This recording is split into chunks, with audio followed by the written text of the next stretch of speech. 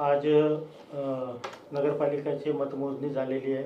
या राज्यामध्ये भाजपचे किती उमेदवार निवडून आले नगराध्यक्षपदाचे? बहुतांशी ठिकाणी भाजपचे उमेदवार निवडून आलेले आहेत, काही आमच्या सहयोगी पक्षाचे निवडून आलेले आहेत। ओव्हरऑल महाराष्ट्रामध्ये एक नंबरवर भाजप हाच पक्ष आहे, त्याच्यानंतर आदरणीय शिंदे साहेबांचे पक्ष आहे, त्याच्यानंतर अजितदादांचा पक्ष आहे, बाकी पक्ष सगळे नंतर आहे त्याच्यानंतर। त्याच्यामुळे एक नंबर पक्ष हा भाजपचाच पक्ष आहे। जळगाव जिल्ह्याची काय परिस्थिती आहे भाजप? जळगाव जिल्ह्यामध्येही भाजपच हा एक नंबर पक्ष म्हणून निवडून आलेला आहे। जेवढे आम्ही नगराध्यक्ष उभे केले त्यातले भुसावळ, वरणगाव आणि यावल सोडलं तर बहुतांशी ठिकाणी आमच्या महायुतीचेच नगराध्यक्ष निवडून आलेले आहे।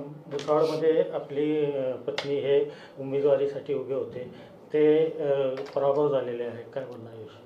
नाही, ते आता लोकांचा कौल भुसावळकरांना जे मान्य होतं, संतोष चौधरींच्या हातात त्यांना सत्ता द्यायची होती, ते भुसावळकरांनी केलं, ते आता पराभव मान्य आहे मला। दुसरा आपले जे वरणगावचे जे भाजपचे जे उमेदवार होते, बंडखोरी केली त्यांनी आणि अपक्षमधून निवडून आलेले सुनील काळे तिथेही बघा तुम्ही की 21 पैकी 15 सीट्या भारतीय जनता पार्टीच्या निवडून आल्या, पण नगराध्यक्ष अपक्ष जे होते ते निवडून आलेले आहे। आता तिथेही मताचं ध्रुवीकरण जर पाहिलं तर थोडं अनपेक्षित होतं तिथलंही आणि भुसावळचंही, परंतु जे घडलं ते मान्य आहे आम्हाला।